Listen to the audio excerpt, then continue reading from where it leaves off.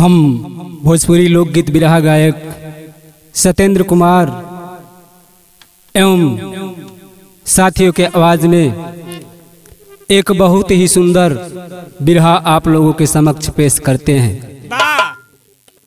मुझे पूर्ण विश्वास है कि इस बिरहा को आप लोग ध्यान से सुनेंगे तो एक बार आपका भी कलेजा पिघल जाएगा। बिरहा का शुरुआत बा कैसे मास्टर साहब आई।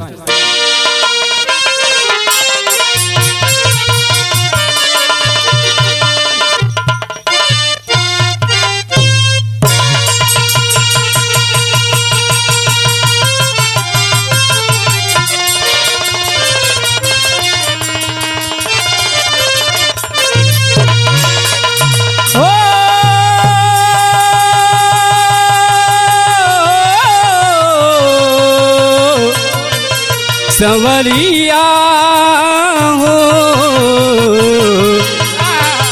बाबा भीम जी हो,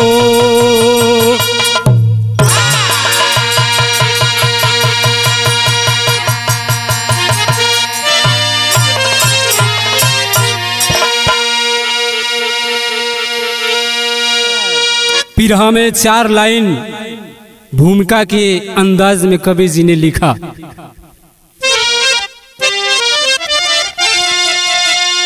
कि अतुल प्रेम माता पिता के हृदय में अभिनव संदेशा जो बच्चों में भरते, प्रथम गुरु माता पिता बाल है तू, जो शिशु को सुशोभित सुशिक्षा से करते, गहराई सागर कम अपना है संभव, पर स्नेह सिंधु मापक पैमाना नहीं है। अरे माता पिता जी की सेवा से बढ़कर त्यागी जग में कोई खजाना नहीं है।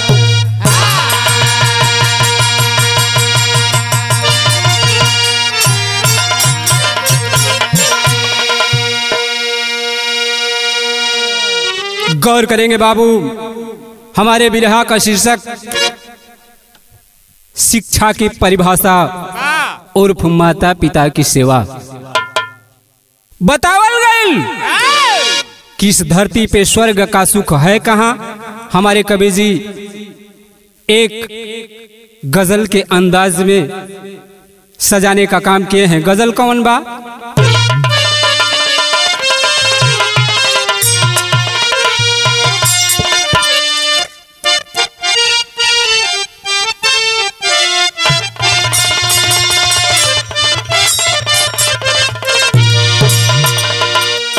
शराबी के शराब पिए का न्योता मिल गई। एगो बात सुन ले जा, जे जौना चीज का आदि होला अगर वही चीज को के न्योता मिल जा तो ओकरा खुशी कथा ना होला। हमनों में एक आदमी बा भैया, हमनों में अगर हमनों के बिरहा गावे का निमंत्रण मिल जाए या सट्टा मिल जाए तो हमन को बड़ा खुश हो जा, बड़ा गदगद हो जा। छोटे लाल त्यागी हूँ हमरे छोटे लाल भैया जो कोरस पर बानी, दूसर का कोरस पे हमरे धनंजय भैया और हमारे हारमोनियम पे संगत दे रहे हैं हमारे परम आदरणीय परम पूज्य आप अमरनाथ जी, और हमारे परम मित्र ढोलक पर जो संगत कर रहे हैं सुरेंद्र जी, और हमारे इस स्टूडियो में बैठे हुए आप परम पूज्य हमारे रघुनाथ त्यागी कवि जी, और हम लोगों का यह गाना जो रिकॉर्डिंग हो रहा है, बिरहा रिकॉर्डिंग हो रहा है, यह विनायक स्टूडियो रसना बलिया की तरफ से। रिकॉर्डिस्ट हैं हमारे विवेक मौर्य जी। मैं तहे दिल से आप सभी लोगों का स्वागत अभिनंदन वंदन करता हूं, और इसी स्वर में इस बिरहा को सुनने वाले तमाम श्रोता बंधुओं का अभिनंदन वंदन करता हूं। अगर कोई त्रुटि हो जाए तो आप लोग अपना छोटा भाई बेटा समझ करके माफ कर देना। यहाँ एक लाइन गजल का अंदाज लगल। गजल कौन बा? मास्टर साहब हारमोनियम से संकेत कैलन। उहे गजल बा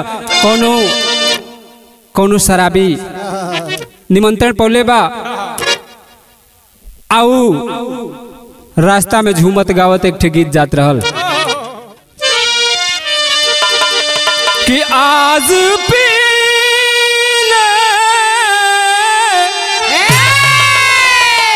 कि आज पी ले की दावत है यारो, आज पी ले की दावत है यारो, और चांद पर बैठ कर हम पिएंगे।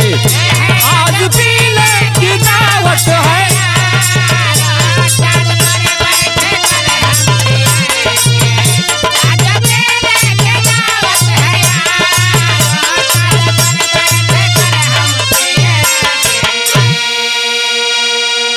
लेकिन एक गजल से भी बढ़िया भाव हमारे कबीर जी बिरहा में लिखलन का कि स्वर्ग का सुख, कि स्वर्ग का सुख सदा मिलता है, स्वर्ग का सुख सदा मिलता, अरे पिता माता की सेवा में स्वर्ग का सुख सदा मिलता।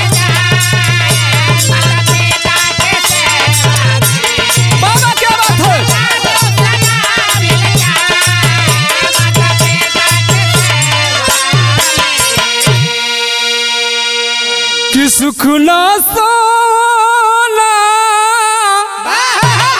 और न चांदी में, तो सुख न सोना और न चांदी में, और मिश्री न मेवा में, सुख न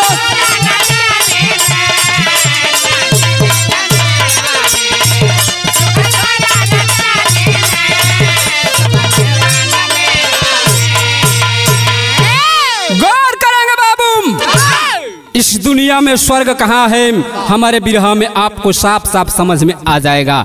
ई हमें से बिरहा का शुरुआत भइल। बिरहा कहाँ का बा, केकर बा, कैसन बा, बतावल गइल बा।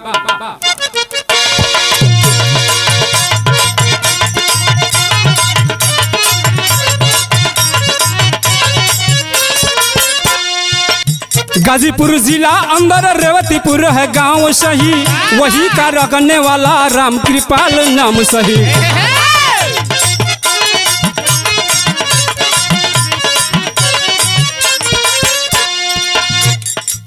कि मार झेल रहा था सदा गरीबी का, कि मार झेल रहा था सदा गरीबी का, भार खेते चल रहा था बदनसीबी का।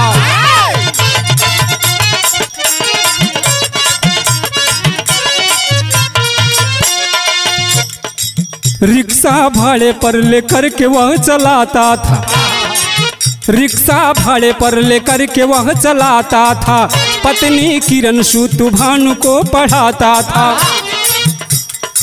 कि डॉक्टर अंबेडकर, डॉक्टर अंबेडकर बेचू में एक दिन आए हैं, डॉक्टर अंबेडकर बेचू में एक दिन आए हैं, शिक्षा की परिभाषा लोगों को बताए हैं।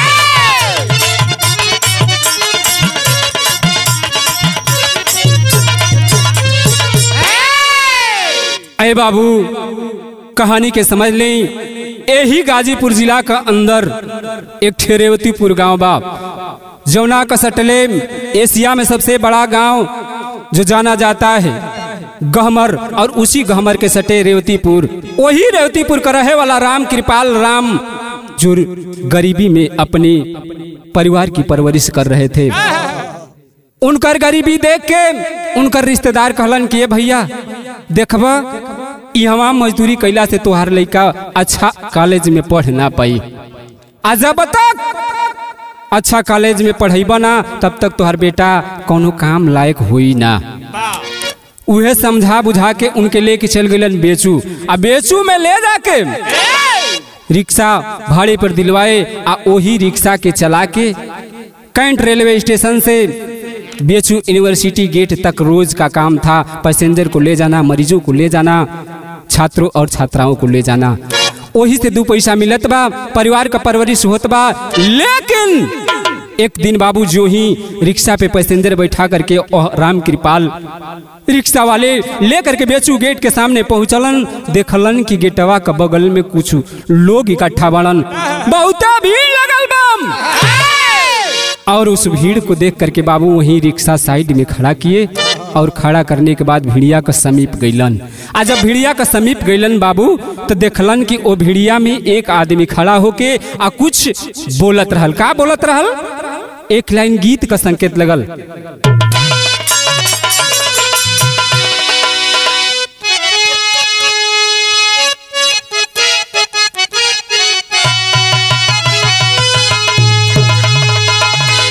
बहुत पुरान गीत लोग बतावेलन कि गीत कोनो पुरान ना होला, बस गावे का अंदाज पुरान होला। हाँ जी, तब का ये गीत के बहुत पहले हमन का पूर्वज गाया करते थे। का गौलन? कि अरे ससुई पतोहिया में बिगड़ल बतिया पतिया रोई रोई, हो पतिया रोई रोई, तले खावे राजमतिया पतिया रोई रोई ला।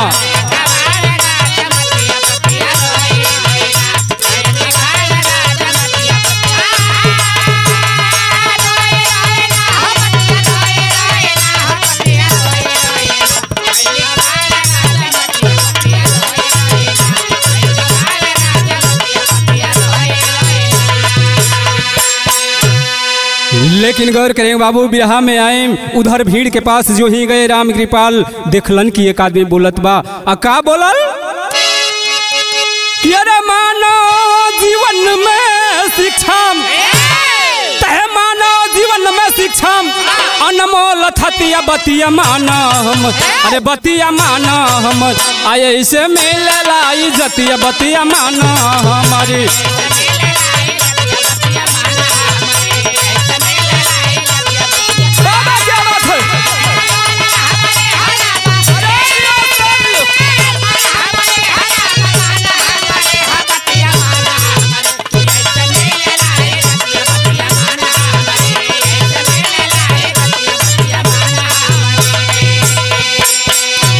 गौर करें बाबू, डॉक्टर भीमराव अंबेडकर साहब उस मंच पे खड़े होकर के आवाज दे रहे थे कि आए भारत के मूल निवासी वर्ग के लोगों, आए भारत के पिछड़े वर्ग के लोगों, अगर जिंदगी में आगे बढ़ना चाहते हो, ऊंचा उठना चाहते हो, तो सबसे पहले शिक्षित बनो। बताओलन कि जिस दिन तुम अपने बेटे और बेटी को उच्च शिक्षा प्राप्त करा दोगे, उसी दिन तुम्हारी गरीबी दूर हो जाएगी और तुम उसी दिन से एक इज्जतदार लोगों में गिने जाओगे। इहे बतिया राम कृपाल बड़ा ध्यान लगा के सुनत रहलन। इतने ना बाबू, औरी बाबा साहब कहलन कि जो शिक्षा को अपना लेगा उसे वो चाबी मिल जाएगी, जिस चाबी से वो जिस ताले को चाहेगा उस ताले को खोल सकता है। बतौलन का बतौलन कि अरे शिक्षा ऐसन चाबी हम कि हर ताला के खोलेला, अरे लंगड़ के चलावे उरी, गुंगू मुँह से बोलेला, गुंगू मुँह से बोलेला। तो शिक्षा से बल बुद्धि, अरे शिक्षा से बल बुद्धि मिलला हिम्मतिया बतिया माना, अरे बतिया माना हम, तो ऐसे मिलेला इज्जतिया बतिया माना हमारे। अरे वाह क्या बात है।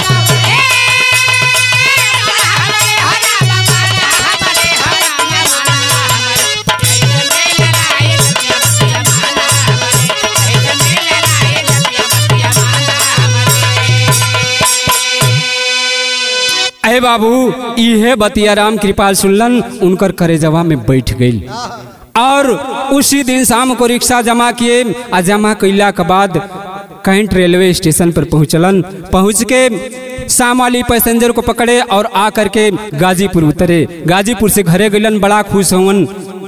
उनकर मलकिन किरण देखली कि आज हमार पतिदेव बड़ा खुश होन, आखिर का बात बा। जाके अपना पतिदेव से पूछत रहली कि सैया आज बड़ा खुश बानी, आखिर कौन ऐसन धन आपके मिल गई। बतौलन के रे पगली सुन, आज ओ बेचू गेटवा पर एगो आदमी आइल हलन आ इतना बढ़िया बात बतौलन कि सुन के हमार करे जवाब गदगद हो गई। वो दुल्हन पूछती का बतौलन, तो ई बतौलन का बतौलन, तनी सा एगो गीत का अंदाज लगल।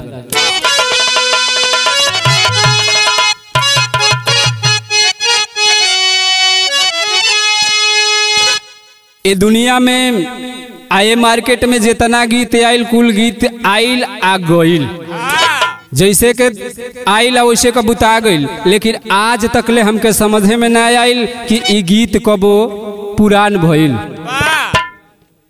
आज से बहुत पहले यही गीत के लोग गावल, आज उतने स्वर में गावाला। कैसे गावाला? प्यारा सुन कैला रजऊ, हो सुन कैला रजऊ, कचौड़ी गले सुन कैला रजऊ। मिर्जापुर के कैला गुलजार हो, कचौड़ी गले सुन कैला रजऊ।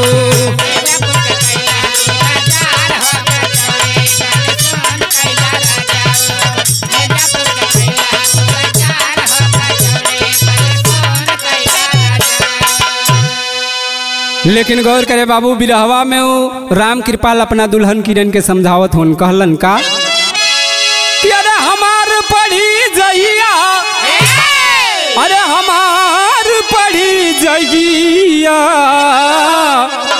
यही बेटवा हमार पढ़ी जइया, रहब नाही जग में हम लाचार होके, बेटवा हमार पढ़ी जइया।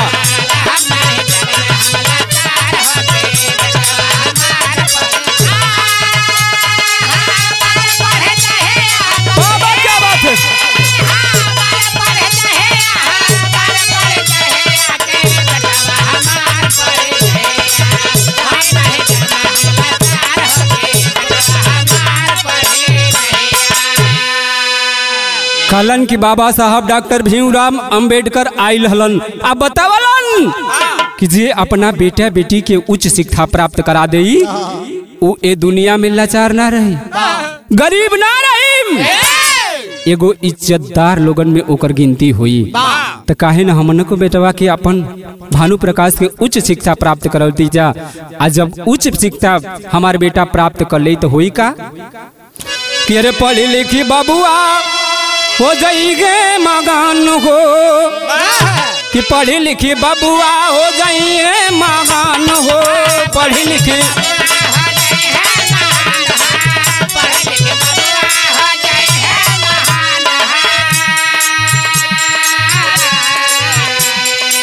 आ सर्विस करे लगी अन बने ऊंचे की मकान हो, सर्विस करे बनी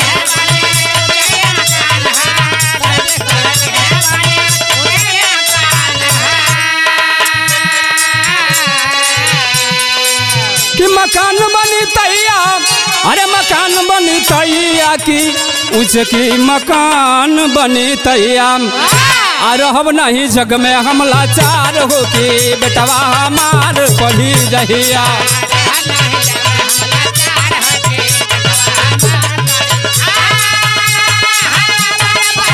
बाबा क्या बात है?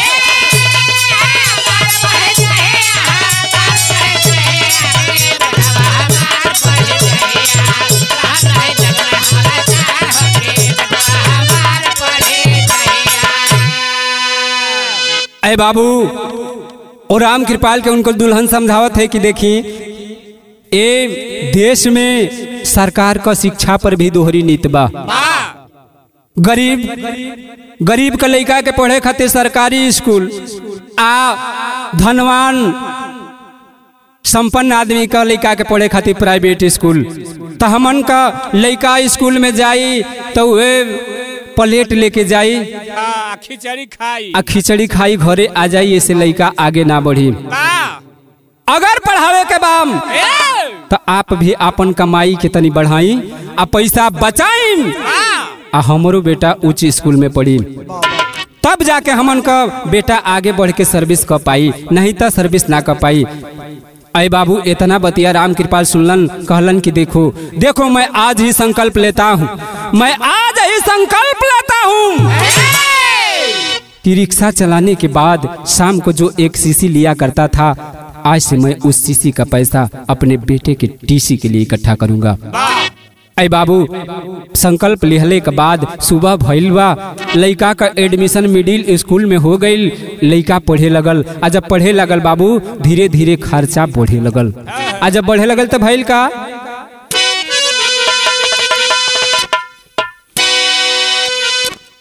एक लाइन गीत लगल,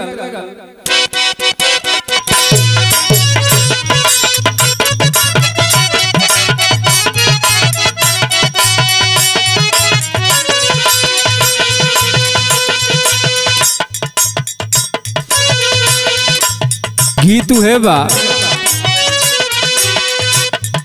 जब ये रक्षाबंधन का त्योहार आवेला तो हर घर में जवन जवन लड़की का शादी भइल रहेला, ये लड़की अपना मैके आवेली तो आपस में भेंट होला, तो अपना में बात करेला, लोग पूछेला लोग कहा सकी तोहार सैया जी का करेला, केहू कहेला हमार सैया जी तो बिरहा गावेलन, तोहार तो हमार ढोलक बजावेलन, तोहार का करेलन।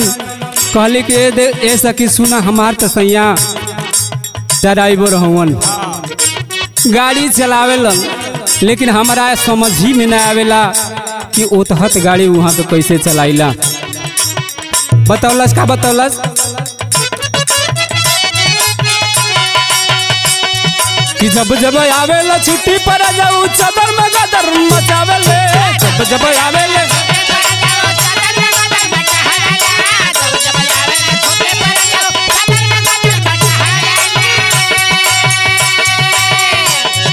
जब जब आवेला छुट्टी पर जाऊ चादर में गदर मचावेले, सुझना हमारा यतहत गड़िया, सुझना हमारा यतहत गड़िया, कैसे कपिया चलावेले हो ड्राइवर सैया, एहो ड्राइवर सैया, आ धोतिए में छाए गल फसावेले ड्राइवर सैया।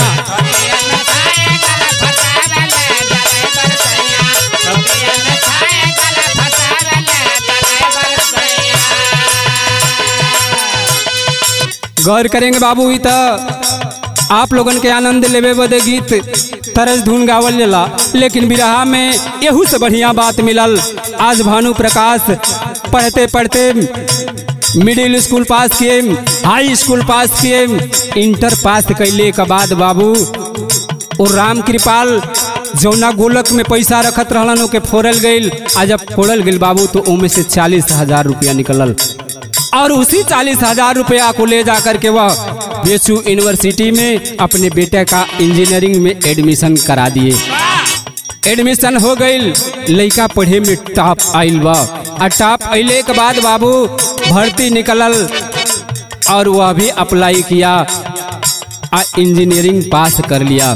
पास कैले के बाद ओके इंजीनियर पद मिल गई, मिर्जापुर में ज्वाइन कर लिया। आ कैले के बाद एहर दुअरवा पर एहर घरवा जे वही लड़का के नौकरी लागल, एहर घरे भीड़ बढ़े लगल। भइल का बिरहा में उहे मिलल कि भालू का भाल भइल बला ऊंचा इंजीनियर पद पावेले, भालू का भाल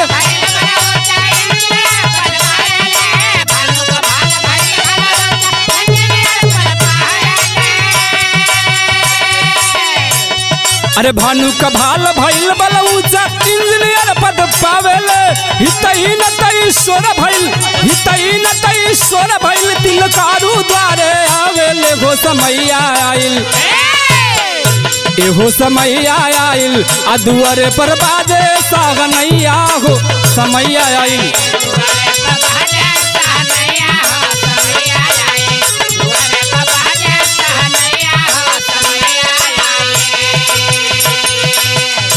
गौर करेंगे बाबू, हर बेटा इंजीनियर पद पे मिर्जापुर में नौकरी कर रहे हैं।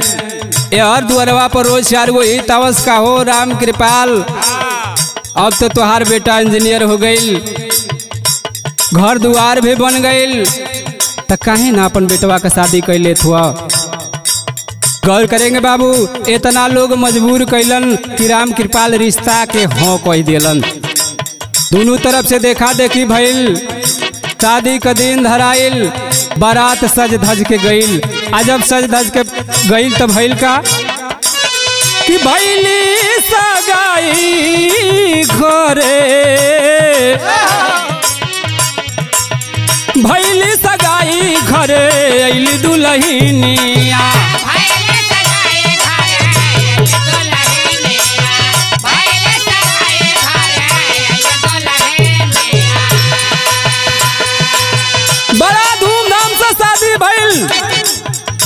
बड़ा सज धज के गईल, दुल्हन घर पे आई, कुछ दिन और बीता। आज जब बीतल तो भइल का बाबू, भइली सगाई घर में अइली दुल्हनिया।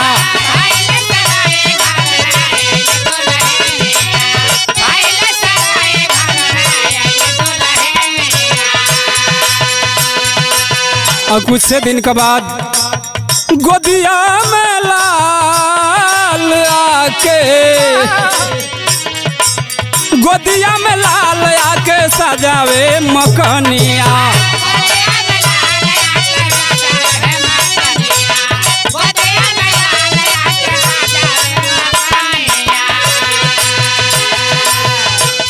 अरे खुशी में नाचल टोला मोहल्ला, सोहर गीत सुनावे ले। खुशी में नाचल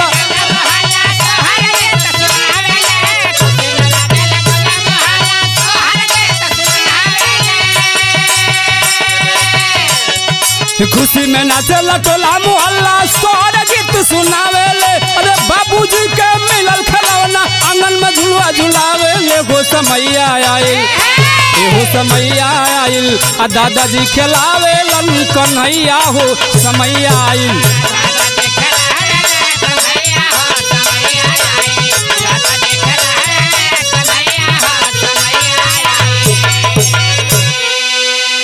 गौर करेंगे बाबू, बड़ा धूमधाम से शादी भइल इंजीनियर साहब का। दुल्हन घर में आई, धीरे धीरे साल 1.5 साल का समय बीतल बाबू।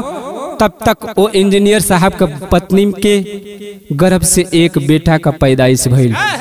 आज जौना बेटा के देख के आसपास टोला पड़ोसा के लोग सबे खुश बा, सब खुशी में जुट के सोहर गीत गावत बा। वो दिन तो बाबू इतना अच्छा लगल राम कृपाल के, जैसे जनाव कि उनके स्वर्ग का सुख घरे आ गइल बा।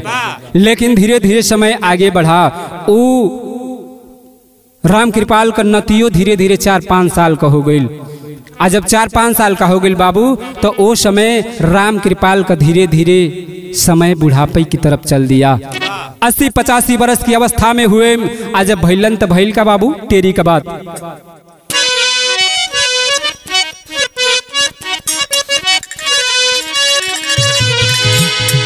कि आशा के हो, आशा के ऊपर पानी फिर गया। तब वेदना पीहू बनाई, कुटिल बिया का फांसा। अरे हो फांसा, अरे हो फांसा, अरे हो फांसा। वेदना बिहू बनाई, कुटिल बिया का फांसा। आशा के ऊपर पानी फिर गया। गौर करेंगे बाबू, राम कृपाल का सपना रहल कि हमार बेटवा पढ़ लिख के नौकरी करी, आजा दिन नौकरी करी तो हमार भी परवरिश बड़ा सुख शांति से हो जाई। लेकिन इत समय करवट ले लिहलस। भइल का कुछ दिन औरी बीतल बा बाबू। आज जब बीतल त एक दिन के बाद वह राम कृपाल बुढ़ापे के समय में तबीयत तनी सा खराब भइल बा। खासत खासत बाबू दुआर पर कहीं थूक देत रहलन। आज जब थूक दस, ई बतिया इंजीनियर साहब के तनको बर्दाश्त ना होखे। एक दिन की बात, इंजीनियर साहब छुट्टी आयल हुन, साथ में कुछ साथी भी आयल हुन। आ तब तक देखलन कि बाबू ए मकनिया में टाइलिस लगल बा, टाइलिस पर थूक दियालन। कर्ज के बोला वह भानु बोला कि ए गंवार कहीं काम, जिंदगी भर तू तो रिक्शा चलौला तो होके का पता बा कि पैसा का कीमत का होला। अरे मर्दबा तो होके ई तो समझ में आवे के चाहिए कि मकान में अपन खून पसीना लगा के हम ए मकान के बनौनी, टाइलिस लगल बाम कहीं थूक देत हुआ। बाबू उस दिन डांट करके छोड़ दिया। लेकिन एक दिन जाड़े का दिन था बाबू, जाड़ा का दिन में कहलस कि ई बाबू ए मकान में रोहे लायक नहीं खन। ए नाते अपने पिता को जो बगल में एक झोपड़ी बना था जना में गोरू बांधल जाओ, भैंस बांधल जाओ, वही झोपड़ी में एक कंबल ले जाके बिछा दिलन। आ वही कंबल पे अपना बाबू के कहलन कि आज से तुहार घर अदुआर इहे बा। वही सोने लगे। आज जब सूते लगलन बाबू, एक दिन झाड़ा का दिन बा, बिस्तर पे भी वो लाइटिंग कर दिए। आज जब लाइटिंग कैलन बाबू, मड़ैया में से बदबू आवे लगल। आ इंजीनियर साहब अइलन, देखलन कि ये भाई ई मड़ैया में से बदबू कैसन आवता। देखलन कि ई तो बाबू पूरा बिगाड़ के रख देले बाड़न। दौड़ करके गए। आ गइला के बाद बाबू बहिया पकड़ के आ धक्का मार के फेंक दिहलन आगे। आ फेंकला के बाद कहलन चला जाओ, आज से तुम इस झोपड़ी में भी रहने के लायक नहीं हो। जब इतना बतिया कहलन बाबू, झरझर झरझर अखिया से लोर चलत बा। राम कृपाल रो रो के एक ठे बात कहलन, बेटा का हमसे गलती हो गई बेटा। कहलन का कहलन, तनी सा गीत का अंदाज लगे।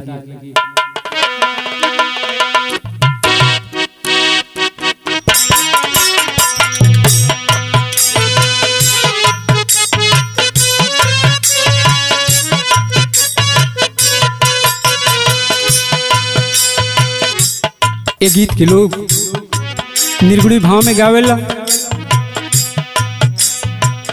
कि जोई हम जानते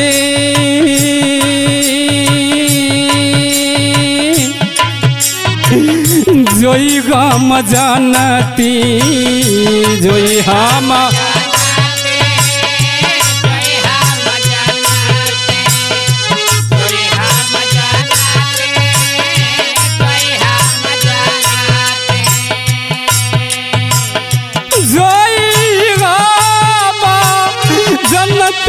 भावरा पियवा जई हन रे चोरिया।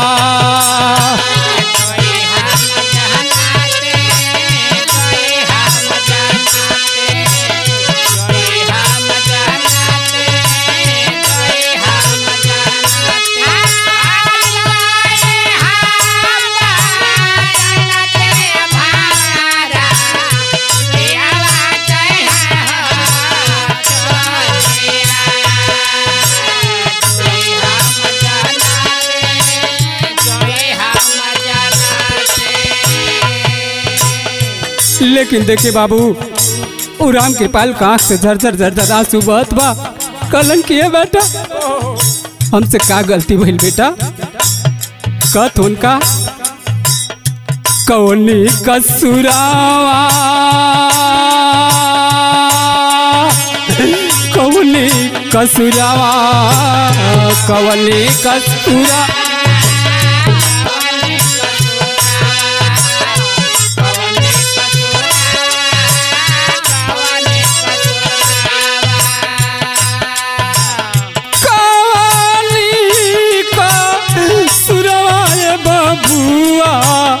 एतना वो सतावेला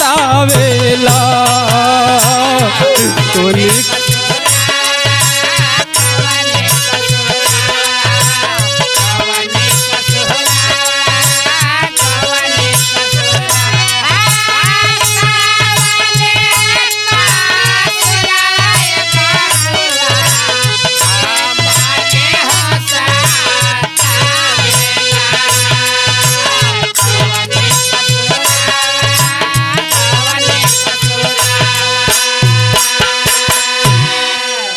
राम कृपाल रोत हुन बाबू करेजा फटत बा। कहलन के बेटा हमसे यह गलती भइल न बेटा कि तोहके अपन खून पसीना बेच के बहा के हम पढ़ा लिखा के इंजीनियर बना देनी बेटा। यह ना हमसे गलती भइल बेटा। और कहलन का कि अरे तोहरे खातिर बबुआ गमुआ,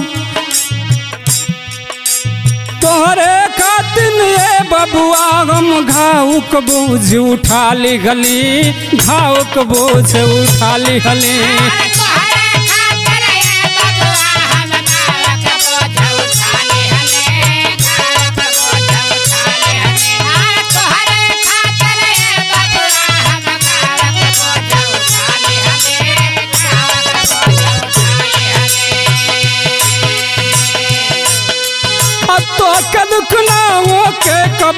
अपन खून बहा दिखली, अपन खून बहा दिहले।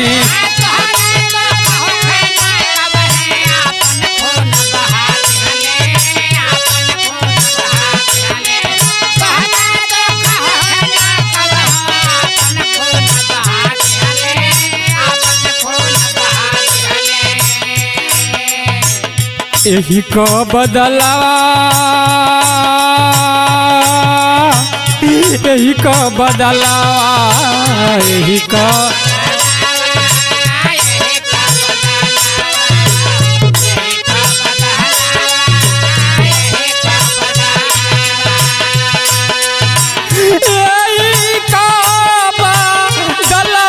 बबुआ घर से गो भागावेला।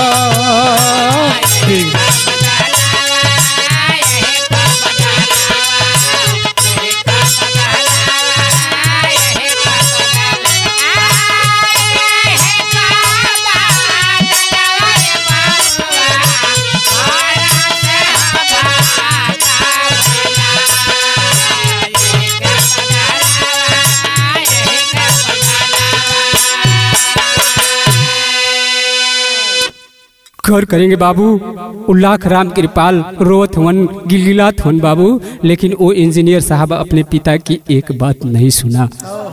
लास्ट में धक्का मार करके भगा दिया घर से बाबू। और उस समय वो राम कृपाल रिक्शा चालक एक हाथ में लाठी टेकत धीरे धीरे अपन कदम आगे बढ़ावे लगलन। आज जब देखलस बाबू जात हवन तो चट से वह इंजीनियर गया आ जाके वो झोपड़िया से कंबलवा के लपेट के अपन बाबू का कंधिया पर रख दियलस।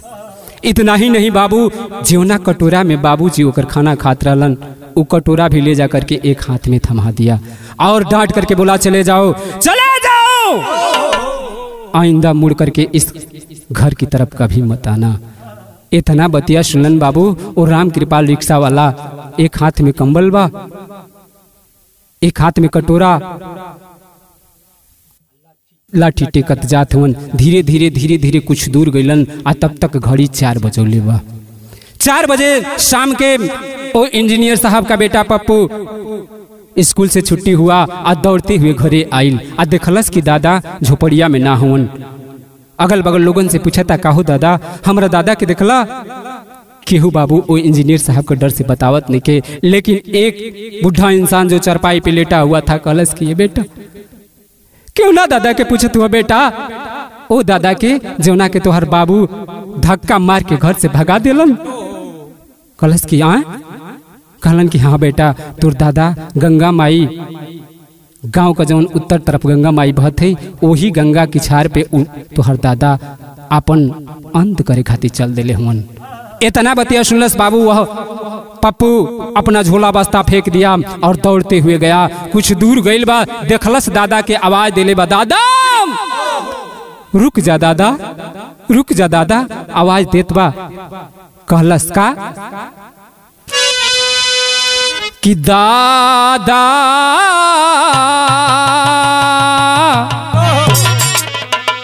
अरे दादा दादा कहाँ छोड़ के जाल, दादा दादा दादा कहाँ,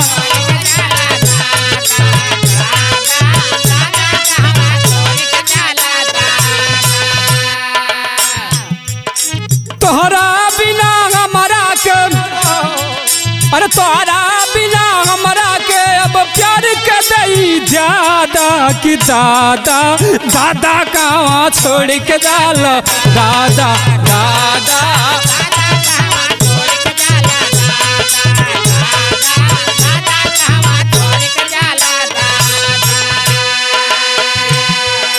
आवाज लगाते हुआ पप्पू अपने दादा के करीब पहुंचा आ जाके देखलस कि दादा लौटी हन ना तो एक ठे काम कैलस का ये कंबला कटोरा पप्पू दादा कर से छीनेला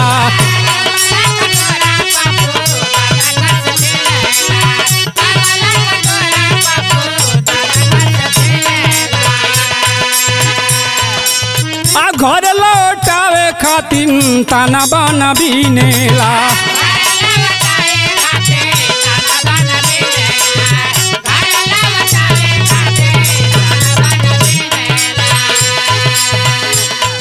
कि आजीवन हम सेवा करब आजीवन हम सेवा करब करत बानी वादा कि दादा हर दादा कहवा छोड़ के जाला दादा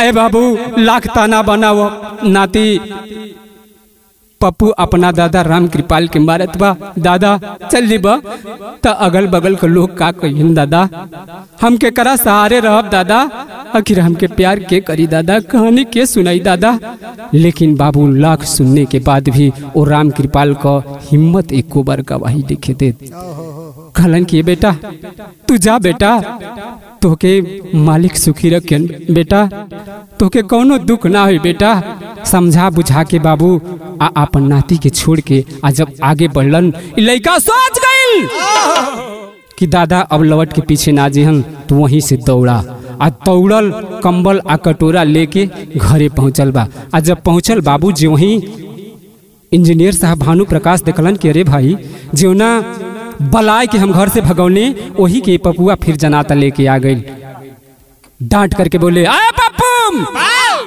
इधर आओ कलश बस पापा आओ थे दौड़ करके अपने पापा के पास गया और जब गई तो उस समय का भाव लगल अल्लाह में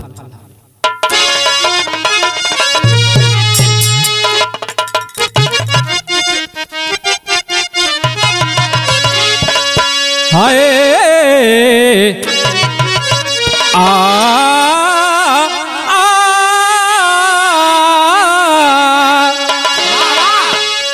कि रोगिया के भावे जवन अरे बैदा बतावे बाबू गहकी के भावे उहे देला दुकंदा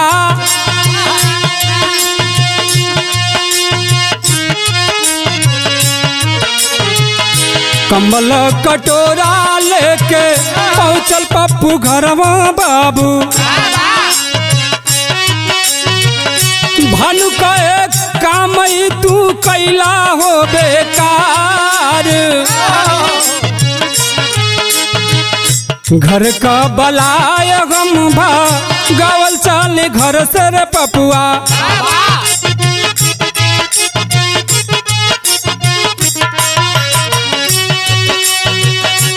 ओही के ले अइले तू घरवा रे भुलाय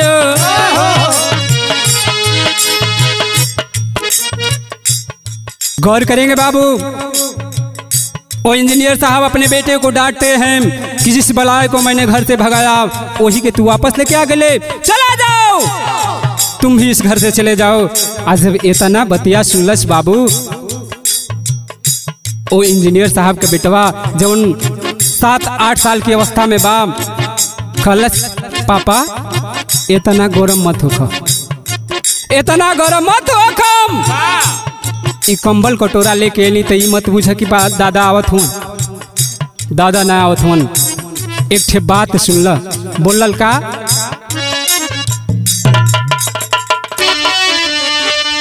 कि अरे गुस्सावा में लाल पप्पू बोलल बा बचाने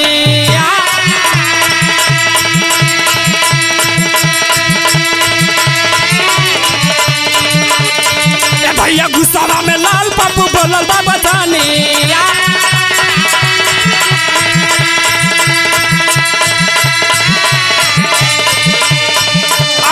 पापा सुना कान खोल के बतिया हमार।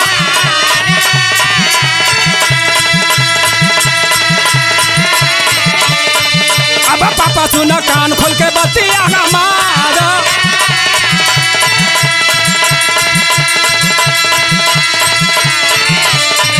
अरे दादा का उमरिया में जइया तू अइबा सही है देखे घरवा से देबो भगाए बोला।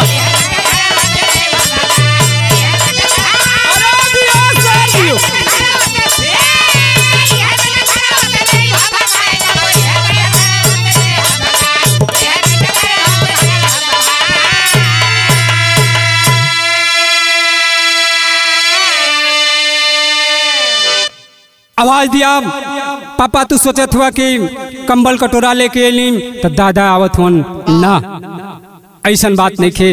अरे हम तो एक खातिर के ले अली कि जही दिन तू 80-85 वर्ष का अवस्था में होइबा दादा का उम्र का होइबा ओही दिन इहे कंबल आ कटोरा तोहरा के थमाई आ चूतरा पर मारब 4 लाख कहब कि तू ल आ जा।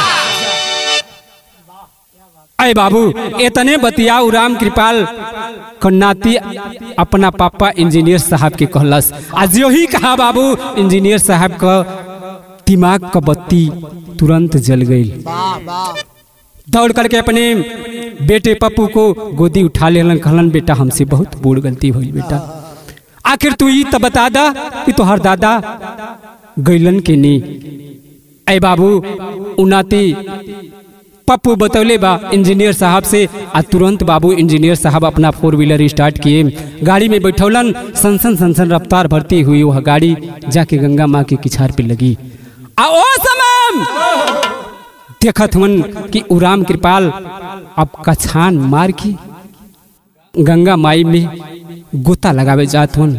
सोचत हुन कि अगर ये दुनिया में कहीं भी हम जाके केहू को आगे हाथ पसार दिन ना तो हमारे इंजीनियर साहब का मर्यादा खत्म हो जाए।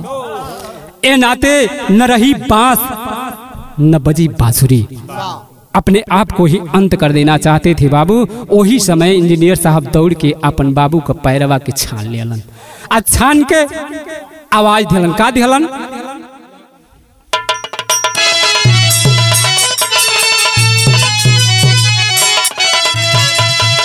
हमसे भइली भारी भूल करत बानी हम कबूल माफ कैदा हमारे बाबूजी परिला पैया।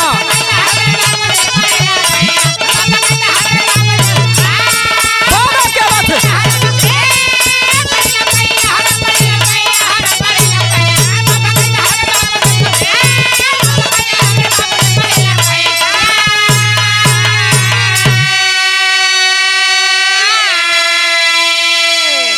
कि तुहरे खून पसीना के बल इंजीनियर पद पवली आए ही का घमंड में हम तोहरा के भगवली।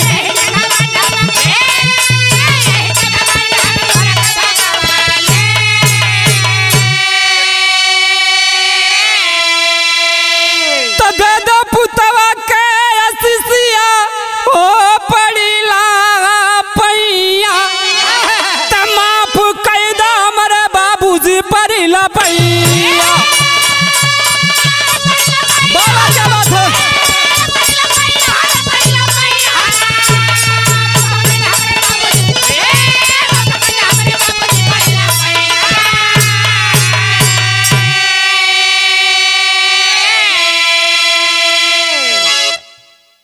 हाथ जोड़ के ओ राम कृपाल रिक्शा चालक से वो इंजीनियर साहब कहे कि बाबू हमसे बहुत बड़ गलती भइल बाबू। हम अपना पद का घमंड में तोहरा के कुछ ना समझ ली बाबू घर से भगा देनी आज जौन कुछ भी बा ये सब तोहार दिहल बा बाबू। वह अपने पिता को मर्यादा के साथ मारुति में बैठाए आ लेके अलन नहवा धोवा के नया वस्त्र पहनावल गई आ ओह दिन से बाबू ओ परिवार में खुशी का लहर दौड़े लगल कि जय जखाड़ गुरजद्दू लौटन की लारे फुलवारी।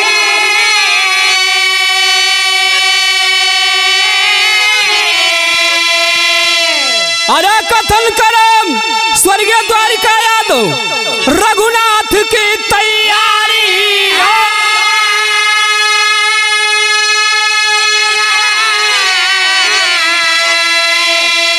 आशा के ऊपर पानी फिर गया, गायक सतेंद्र का बदल गई